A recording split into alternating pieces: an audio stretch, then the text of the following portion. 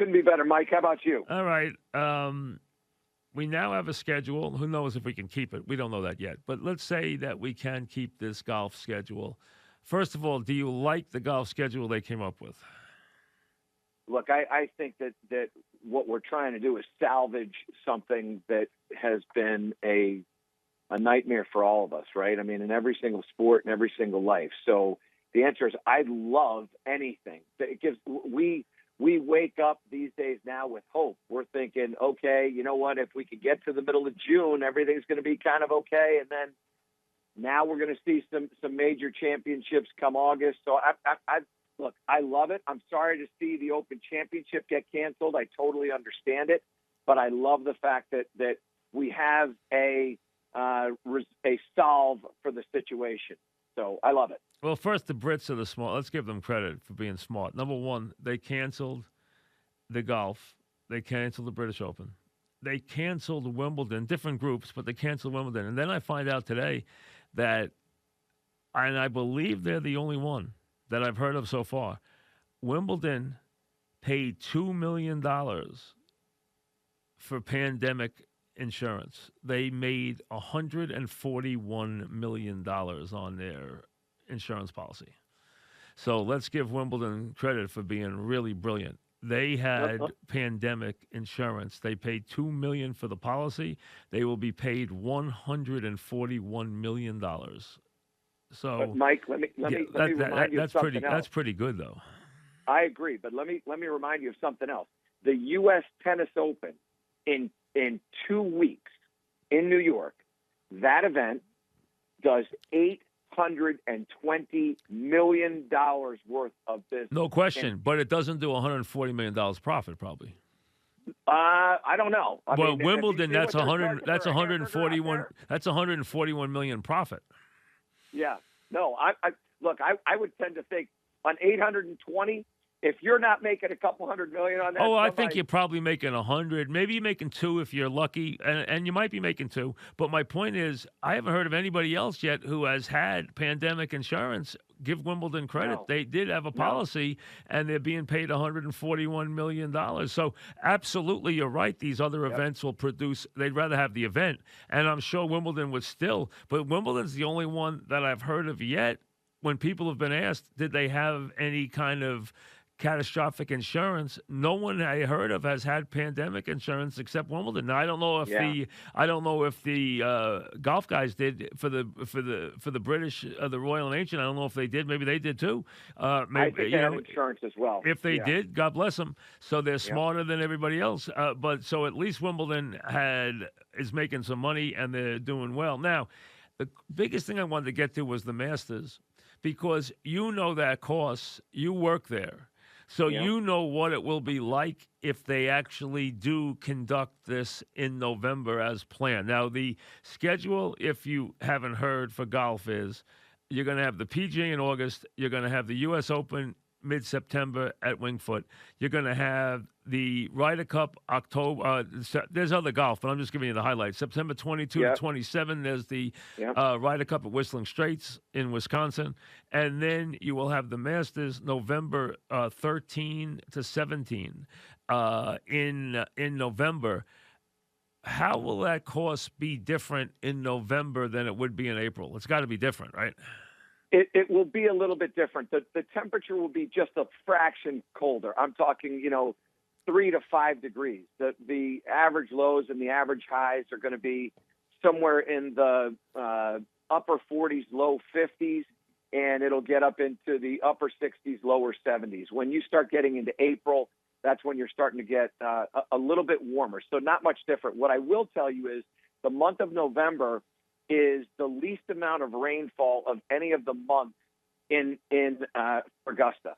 So you start looking at June, July, August, that time frame, a lot of thunderstorms, a lot of heat, you'll tend to get a lot of rain. But you get into November, that's the lowest amount of rain that you're going to see in any month in Augusta. So how does the golf course play? I think the golf course is going to play a little bit firmer, a little bit fast. However, you're going to get some colder nights. And so the morning tee times, that golf course won't it won't get as fast as it would get in the afternoon. My feeling is that it's going to play pretty much the same. It will play pretty much the same. The greens can tend to get a little bit firmer, but if they do play it in November, I love that. That is a perfect month to play. And the golf course itself, by the way, when you start thinking about it, it's not going to have had a lot of play on right. it. It's burnt out. When do they bring it back up after they burn it out? So they start to overseed in August, in the early part of August. So you start getting it's a rye overseed that they have in there. It's a Bermuda base that they kind of take out, and then they overseed in rye, and they'll keep that all the way through until right after Masters, and then they kind of let the rye die out, let the Bermuda grow back in. The club will stay open after Masters for just maybe a month and a half, something like that. But I think the golf course, in my opinion, if you can say this, believe it or not, if you can say it may be even in better shape in November. Wow. I don't know how it could be in worse. I mean, it's the most beautiful place you've ever been to, but it certainly is going to be in as beautiful condition, if not better. Will the winds blow differently than they would in April? It's an interesting thing. Yeah, I think that what you're going to see, it's not particularly windy as far as November is concerned. It's not particularly windy, but it is, like I said, it is fractionally colder. So you'll start to see a little bit more wind coming out of the north. But I don't think that it's going to be something that's going to be appreciably different. I mean, look, that's one of the things about Augusta is trying to understand where the winds are coming from, because it can blow in different directions. Even though the wind may be coming out of, say, the northeast, you still may get down into certain parts of the golf course where the trees, the pines are blocking certain things that create a completely different wind. And for the U.S. Open in our backyard here in Wingfoot, September is our best weather. I mean, that's our best weather of the year. It's much better weather than we get in June. I mean, it's much nicer weather. It's much more consistent weather. So I would think from our standpoint, I don't know, do you think Wingfoot will play appreciably different in September than it would in under normal conditions? I do. I think what you're going to see is, and I would say this for the three majors that we're going to have this year, PGA, U.S. Open, Masters, I think you're going to see very, very similar. We're going to play at very similar temperatures, sort of, let's just say 50s to 70s is what you're going to see, whether it's in New York, San Francisco, or Augusta. So I think it's going to be similar conditions. However, up in New York, this is where the grass kind of gets a little hardy, and you're going to see the rough get a little bit thick. You're going to see, first of all, there's not going to be a lot of rounds that are going to be played at Wingfoot through to September. So what I think you're going to see, what I believe you're going to see, is the rough is going to be very thick. You're also going to see those cold temperatures kind of dip down there in September, which is when that allows that grass, that blade, to just get a little bit stronger.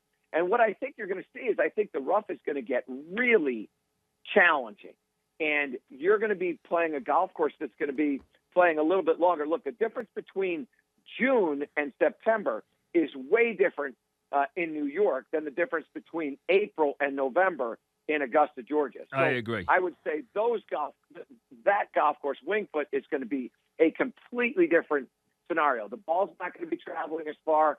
Players are going to be wearing a little bit more. You go off in the morning, you're standing on 10T at Wingfoot. You are going to have everything you want on that par three. It's going to be, I think it's going to make the golf course play even more challenging. Yeah, and in the morning it's going to be chillier. There's no question. It's going to be 20 degrees different in the morning than it would have been when you under normal conditions. So in September, so it'll warm up during the day, but it'll be much cooler in the morning, and that course is going to play really long. I think so. I think the golf course not only will play long, but it won't be as fast as it would be in June. Just the whole property itself is going to be there'll be a little bit more moisture in the grass, and that will mean that the golf course, the ball when it gets in there, won't be as springy as it is, say, in June, middle of June, when you start seeing the ball really hit and kind of firm up. The property at Wingfoot is a I love the layout of the golf course, but I love the property itself. And there are certain areas where it can get a little soft, but for the most part, and particularly up in this part of the world, you're dealing with a very sort of rocky kind of base course. You're sitting up on ledge all over the place. So what you tend to get at that time of year is a lot of you'll tend to see in June, you'll tend to see that ball really moving. And what I would say is trajectory will be a big deal in June. It's going to be a little bit different in September. You're going to have golf balls that'll be coming in, say, with 3 irons, 4 irons that would normally be 6 irons and possibly even 7 irons. So with Michael Breed, as we now have what we hope is a golf schedule that will really be very top-heavy second half of the year, as most schedules will be now, especially in this crazy year that we're living in right now. But we do have a schedule that is going to have a lot of big events in it from August right through November, especially with the Masters, and a Ryder Cup in there. Considering that there is a Ryder Cup in there, and if you're looking at that schedule now and you're a world-class player, so you're thinking about winning majors, you're a top 20 world player, you're a top 20 American player, you're part of all these events, and you're part of the Ryder Cup. You're part of all these events. You're thinking about winning a major. You're thinking about all these classic events, and you're thinking about the Ryder Cup. What would you be thinking about now in terms of that and planning for that second half of this year? Well, I think you're going to. I mean, all of this it depends on when they start to allow players to when the PGA Tour starts to get up and running, right? And you. I mean, in Toronto has canceled all outdoor events through June. Well, the Canadian Open is an event that's played in June. So you start thinking about what events are going to be able to be played. Will the Memorial be played in the middle of June? I mean, this is one of those things that's the hardest thing to even come close to figuring out, because we just don't know what's going to take place. What I would say is this. It all depends on when we start back up again. If we start back up again, say, in the early part of June, I think it will be the upper echelon player is going to play in a similar schedule to what they would have played. If they lose the month of June, which I think is entirely possible, if they lose the month of June, now all of a sudden you look at the way things lay out here, and you're going to see players playing in July. I would think a pretty heavy schedule in July. They'll take some time off in the latter part, so you might see 3, maybe 4 events in a row. Take some time off, and then that stretch of PGA Championship in the start of August, all the way through the playoffs, which are going to get pushed back a week, as well as the Wyndham Championship will get pushed back a week. But they're going to be playing 3, 4, 5 events in a row, and then those that are at that upper echelon get a week off before they've got the Ryder Cup. I'm telling you, it's going to be really, really fun to watch, but you're going to see some very, very tired players at that upper echelon, because they're going to be fighting for those spots. And what would be interesting to me is what the PGA does, PGA of America that is, what they do with those 12 spots. Are they just going to take the top 12 players and let them go? Or are they going to open it up and give the captains a bigger choice of player, rather than saying, okay, you get the top 8 and you can choose? Do they drop it to 6? This is the part that, again, I think is going to be fascinating to see. And I think this is going to be, something that will change through this time period. A lot of these decisions will be made based on what happens over the next, 2, 3, 4 weeks. Right. Well, you're not going to have enough points to really qualify, right? So maybe you can, you can agree that you put together some kind of board and let them pick 6 of the guys, and then let the captain pick the others, or something like that. Because let's be honest, nobody's going to have if you're going on this year, who's going to have enough points or have enough, things that have played enough tournaments to have any qualifications? Well, I mean, and unless then, you want to make it off last year, unless you want to say you use last year to qualify for the team, and just use last year's statistics. It's a 2-year cycle on that Ryder Cup, but this year the points are doubled. So you start looking at all this stuff. The big curveball. I mean, pretty much we could all. I mean, you got to admit, right? Everybody could pick 8 of the 10 guys. I mean, it wouldn't be 100%. Hard. Yeah. So it's basically who he wants to take as his other 2 guys, right? Well, to me, the question is, what are you going to do with the majors? Because some of the majors, when is the Ryder Cup? Is it going to be cut off after the PGA? Is it going to be cut off before the PGA? Are you going to include the U.S. Open in those points? I mean, which I can't imagine that you would, because you've got the Ryder Cup basically starting 1 week after, not directly after, but a week later. Then the U.S. Open, yeah.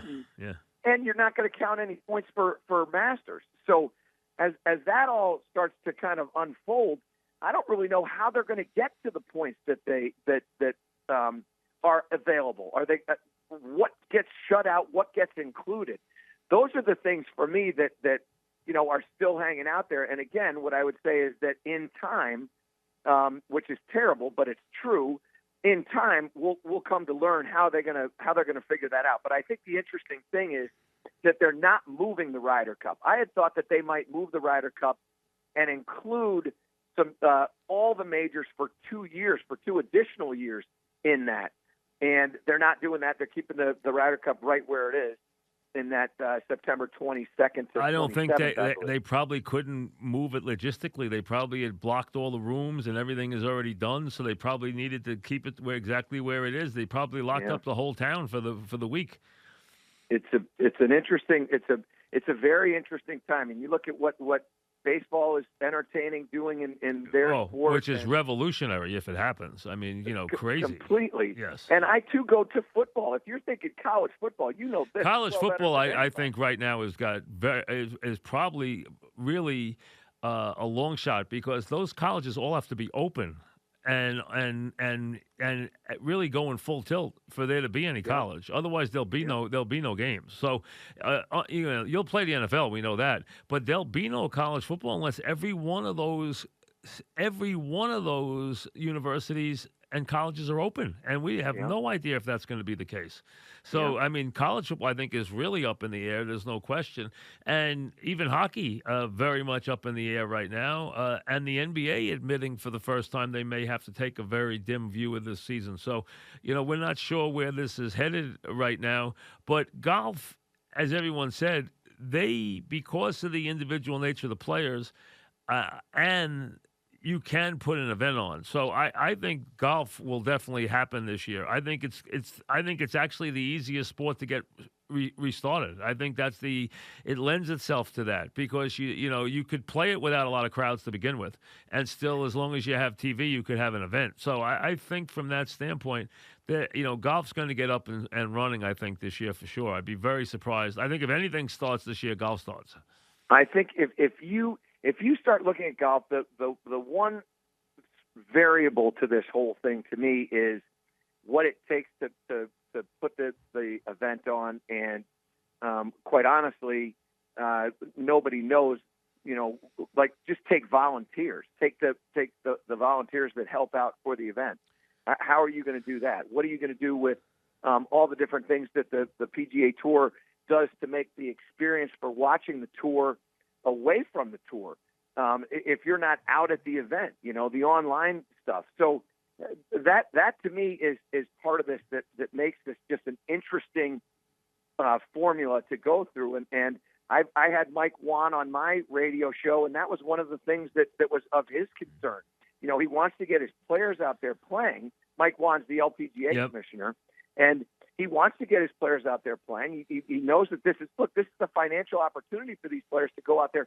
That's how they pay for their livelihood, right? So you start looking at this from the standpoint of, we want to get our players out there. We want to get our caddies out there. We want to get the events going on. We want to support our sponsors. But at the same time, the primary thought in everybody's mind is safety, health and welfare of everybody around it. No question. You got to keep everybody safe until we can. I just heard Mark Cuban on before, and they asked him, when do you think the NBA will be back? He said the NBA will be back when I am, or my team will be back when I am completely certain that my team is safe. And you know what? That's the answer for everybody. And until we all know that, until they can ensure everybody's safety for everything, nobody's back. And that's the one thing is going to be very hard to do is ensure people's safety. Like they were talking the other day about the baseball plan. We're talking about Michael Breed.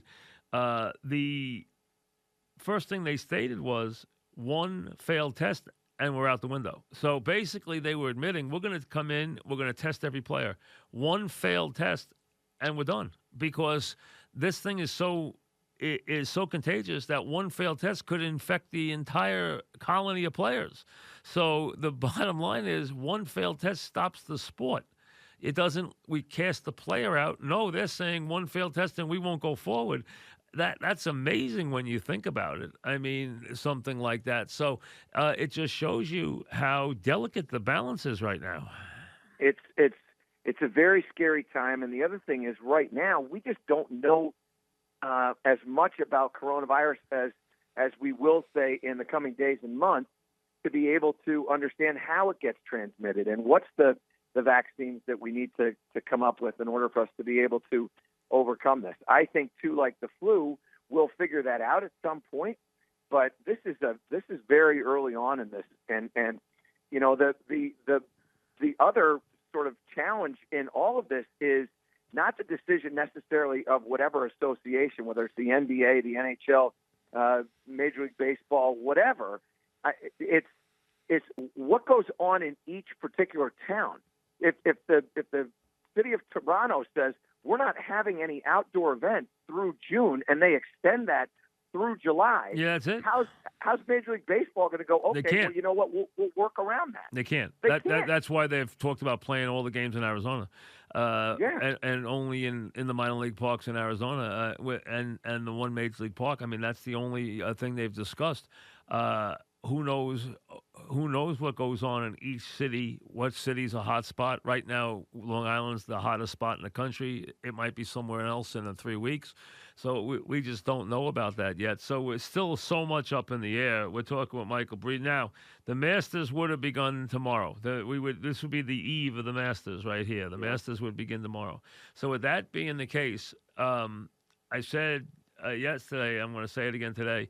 Everybody should go flip on the last 9 holes of the 86 Masters, okay? Yeah. Because that is, if you've never seen it, it will give you goosebumps. And if you start to watch it, you will not. It's like watching The Godfather. You can't turn it off. So you cannot turn off. I mean, this was the most amazing thing. What anybody's ever seen, anytime, anywhere. Nothing was ever more amazing than those last 9 holes of the 86 Masters. It was the most amazing thing, one of the most amazing athletic performances I've ever seen. You know what's interesting too is that like when I watched it, and I was watching a little bit of it before we started doing the show here. I tell you, Mike, the thing that happens when I see that is I think about Greg Norman.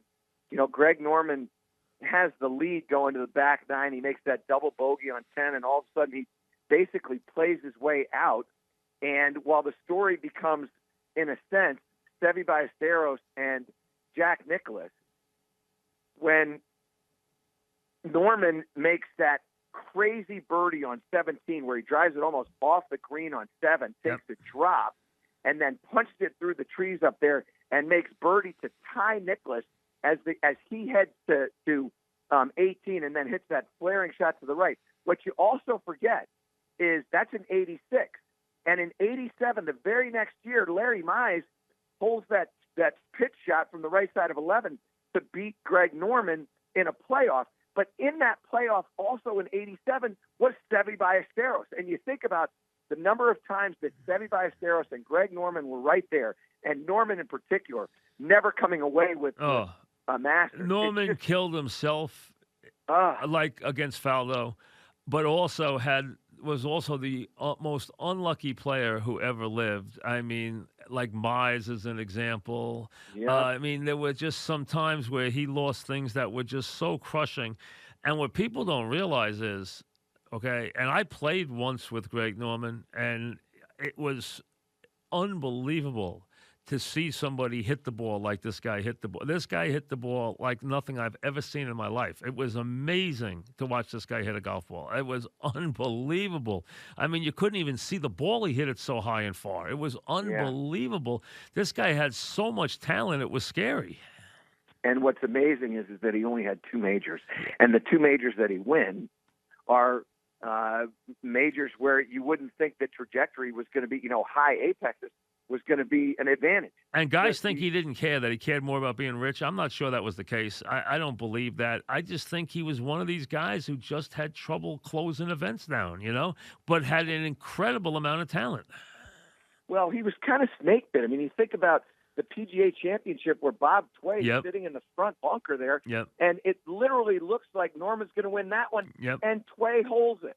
And then you fast Tway and Mize, Yeah, and you just go, and it just happened to him. And then Faldo, where he can't lose that Sunday, and he winds up, shooting 80. I mean, which was unbelievable. I mean, we're Faldo. All he had to do was go out there and just play steady golf, and Norman just completely crashed right around him. I mean, that was to watch that for 18 holes was unbelievable. When Norman said he just needed a hug, I mean, when Faldo said he needed to give Norman a hug, he felt so bad for him.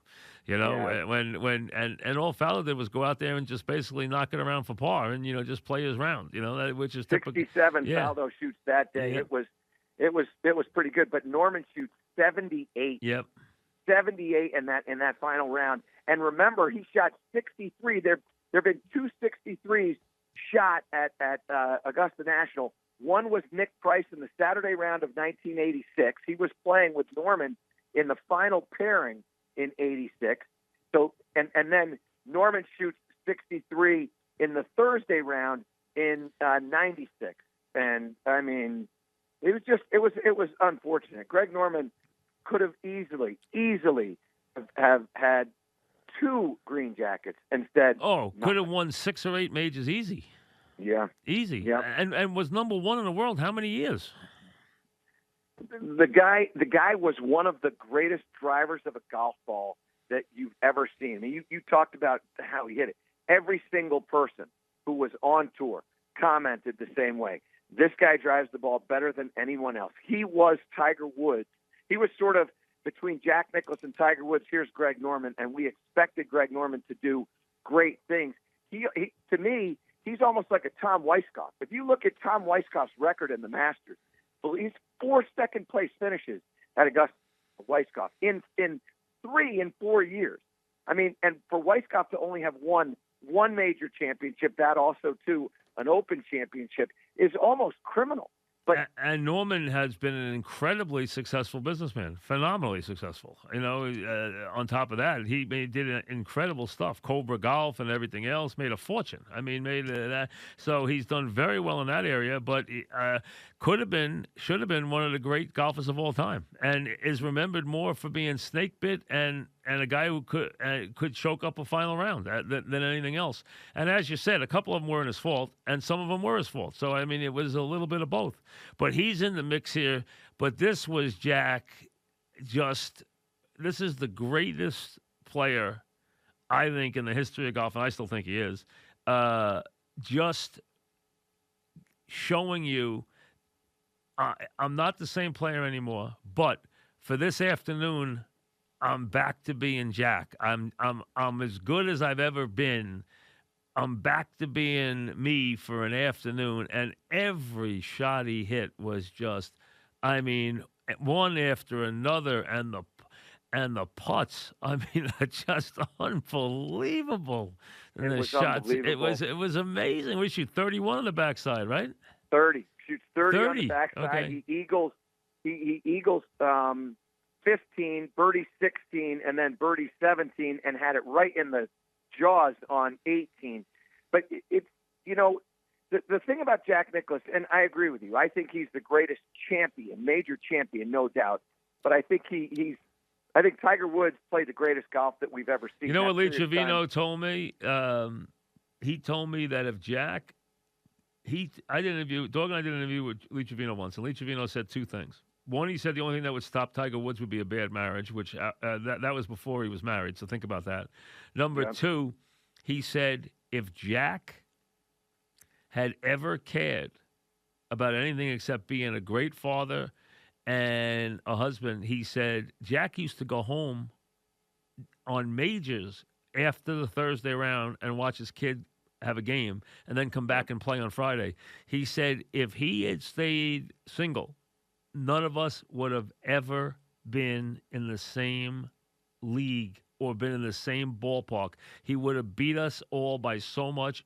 He said this guy cared more about his kid's football game than he did his own tournament. So he would go home after rounds, Trevino said. He said that was what he cared about. He said otherwise we would never have been able to touch him. That's how good he was.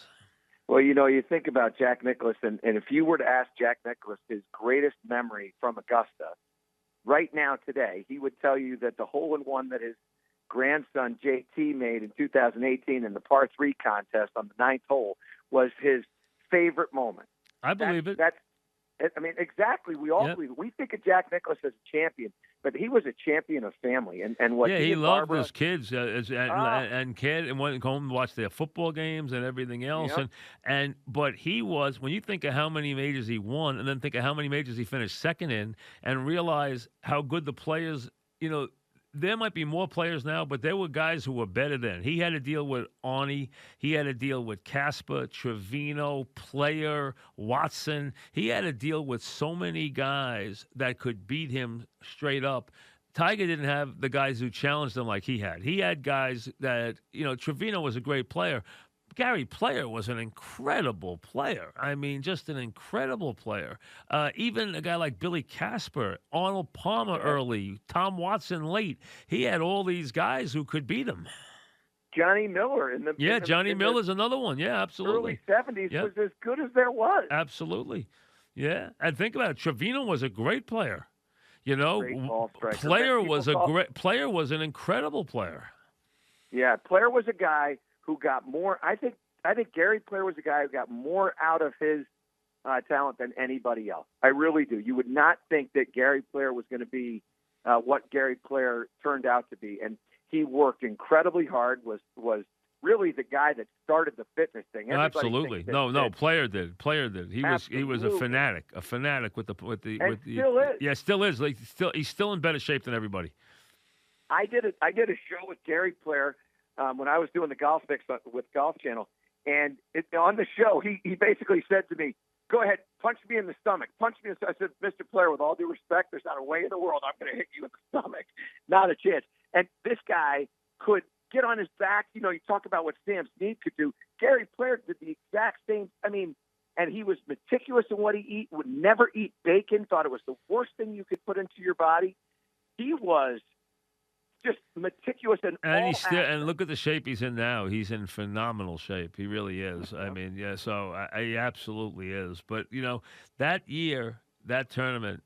I mean, people just have to go watch it. I mean, they always talk about watching the Open. In Denver with Hogan and Palmer and Jack, which is. I don't know if there's a good video of that or not. There probably is. And how great that tournament was because you had the three of them. And they were all in different stages, but they all were there. It was a great tournament. But this one piece of tape, to watch what he does on the back nine is just unbelievable. I mean, it really is remarkable.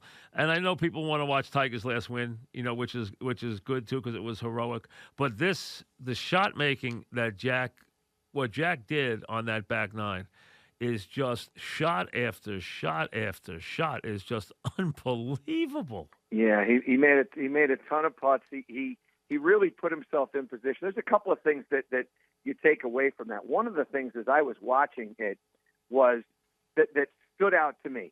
One, the commentary, there was so little commentary taking place. But one of the greatest comments that was made, and obviously I've told you about Weiskopf and the 4 runner-ups and all that other stuff, on the 16th hole, Jack Nicklaus puts his tee in the ground, and then he picks it up, and he's kind of walking around to find another place to tee the ball up. And he basically goes back within a foot of where he was previously. And as Jim Nantz, who at that point is not in the booth on 18. It was his first Masters. That's correct. And so he trying to figure out what to do with time. He throws it back up to Weiskopf with this line. He says, "What's going through?" He asked Tom, "What's going through Jack Nicklaus's mind right now at this point?" And Weiskopf gives what I thought was one of the greatest lines ever in golf. We were treated to "Yes, sir," and all those other things. Vern Lundquist has delivered. But Weiskopf says, "If I knew what was going through Jack Nicklaus's mind right now, I'd have won a few of these. I haven't won one. I can't tell you. That guy's got me beat by the mind." It was so exactly right. Nicklaus had a mind that, and it was the best mind. I would say it was better than Tiger's, even though Tiger's is unbelievable. Jack Nicklaus's mind is as good as anybody's, my opinion, the best. And fast forward to this, because now, all these years later, that was Jim Nantz's first Masters. He is now Mr. Masters. And he is, he's Mr. CBS. He is Mr. CBS, but he's Mr. Masters too. I mean, you go around Augusta where I have with Jim. Jim is Masters royalty. The people worship him, okay? And that means more to him than anything. I mean, being Mr. CBS means a lot. Everything he's accomplished means a lot, but the Masters is very special to him. And I can tell you that he told me the story that year he went down there. At the end of the day, he got into a cart with Ken Venturi. And Venturi kind of took Nantz under his wing when he got out there. And they became very close. And he said Venturi and him were heading back to the cabin, and he said to him, 30 years from now, 40 years from now, you're going to be driving around in this place, and I'm going to be gone, okay? And you'll be the guy. And he said, but you will never, ever see anything like you saw today. So you'll never forget it, and you'll talk about it for the rest of your life. He said, you will never see anything like you saw today. And so he knew that night, Kenny said to him, you'll never see anything better. And Jim could be there for another 20 years, and he's been there since 86. He's been there forever. This is 2020, so he's been there for, 34 years since that day. And still, nothing compares to that. That was the most amazing back nine. I remember when I was watching it, where I was when we were watching it, and we were going, like every household in America, just going absolutely berserk as this thing unfolds. Nothing was as dramatic as that thing. So if people right now who are missing the Masters this weekend, and tomorrow, which would have been the first day of the Masters. Tomorrow morning would have been Masters morning. This would have been a big night tonight. We would be on here talking right now about who's going to win, and we'd be getting ready to tee it off tomorrow morning with Gary Player and Jack Nicklaus at 8 o'clock in the morning. They'd be getting ready to tee it up. That's not happening now this year, but you can sit there and watch really one of the great sporting events of all time. Just go check out. You don't have to pick it up from the first hole. Pick it up from 9 or 10, and just take it from there and watch the 86 Masters. It is something you if you haven't watched it before, you'll never forget. One of those moments that we all remember where we were. You said it 100%. I think, look, you know horse racing better than most. I think the 73 Secretariat thing was at Belmont was one of those that it never leaves my mind. And I was very young at that point, 11 years of age. That one, Nicklaus's thing, sticks out to me. And the Franco Harris catch is another one where you go, I can't believe that. I can't believe I just saw happen what just happened. There's been a number. But in the game of golf, I agree with you. I don't know that there's anything that will top the 86 Masters. And I completely endorse what you said, which is, as soon as you can, go watch that, rewind it. You cannot believe the shots that were executed, the 4 irons and 5 irons and the 8. It was something to behold. I'll tell you the other thing that was really interesting to me, Mike. Jack Nicklaus is 46 years of age in 86. But in 86, 46 was really 46. You watch Tiger Woods do what he did last year. He was 43. There's only a 3-year difference in there. And yet, we think of a 43-year-old player in the game of golf now, it's almost like they were 33. It's completely different thing. Absolutely. Nutrition, completely exercise, everything. Well, listen, being 65 now, being 65 in the old days, you were, it was a completely different world. Now, now 85 is 65. It's a whole different world, thankfully, because as we get older.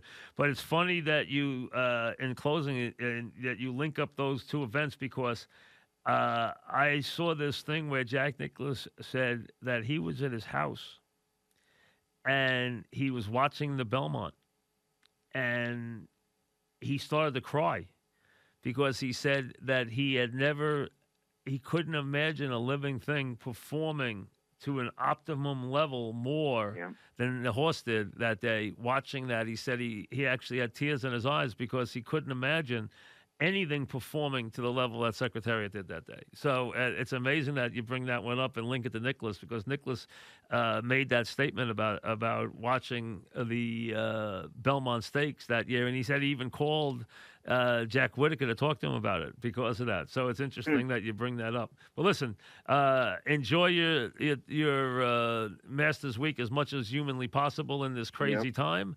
Stay safe. We'll talk soon. Thanks. Please send my best to your Thank family. you. You Keep your too. family safe, as I know you always do. Thanks for the time, Mike. Goodbye. Michael Breed. Bye. We'll be back after this.